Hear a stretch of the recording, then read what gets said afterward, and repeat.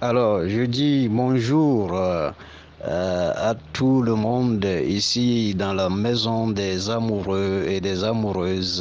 Et donc, je pense que aussi aujourd'hui, nous allons laisser un autre débat pour que notre journée soit, n'est-ce pas, très bonne pour nous.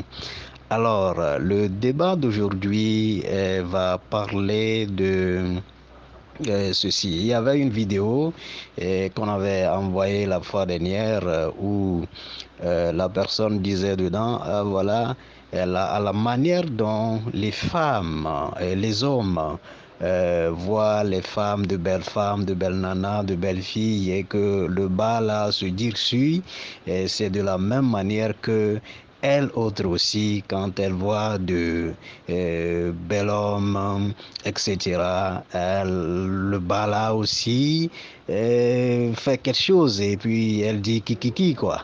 Alors, aujourd'hui, nous allons savoir, hein, et Notre-Dame voulait parler seulement de l'érection de la chatte. Alors, notre question, c'est ceci, et notre débat, c'est ceci. Est-ce que la chatte s'érectionne, oui ou non? Alors, si oui, comment est-ce que ça s'érectionne? Quelles sont les causes qui peuvent, n'est-ce pas, amener la chatte à sélectionner? Et comment est-ce que ça se passe même? L'érection même, comment est-ce que ça se passe? Qu'est-ce que ressent la femme? Alors, le débat est ouvert pour tout le monde. Nous pouvons, n'est-ce pas, répondre. Merci à vous. On est ensemble. Oui, mon frère, tu n'as pas à t'inquiéter, mais il faut savoir aussi que c'est pas seulement les femmes qui peuvent répondre, parce que j'avais déjà dit ici que il faut pas faire l'acte pour faire, mais quand vous faites l'acte, il faut, n'est-ce pas, penser à ce qui se passe, il faut, n'est-ce pas, étudier cela et sortir, n'est-ce pas, avec des enseignements pour, n'est-ce pas, enseigner d'autres, hein, afin que les foyers, n'est-ce pas, qui sont en voie de dislocation aujourd'hui en matière de sous tous ces genres de choses-là. Les maris sont sont passés par des maîtresses, et puis les femmes, certaines femmes aussi vont voir, n'est-ce pas, le garde à côté, des choses comme ça, puissent, n'est-ce pas, réduire. On ne peut pas dire cesser, mais réduire, en fait. Vous voyez, non? Donc, c'est ça. Tu as dit bien, c'est l'affaire des femmes. Elles sont en position pour nous expliquer mieux, mais en tant qu'homme, quand on étudie ce qu'on fait, on peut, n'est-ce pas, venir avec des enseignements, n'est-ce pas, de haut niveau. Voilà, merci. À tout à l'heure. Oui, je vais encore rebondir sur ça. Et pour les hommes, quand on fait l'acte et que on n'étudie pas ce qui se passe, il nous serait difficile de bondir sur ce sujet. Mais quand vraiment on étudie ce qu'on fait, c'est que on étudie ce qui arrive à la femme lors de tout cela. C'est là où on peut savoir et même mieux parler plus que les femmes.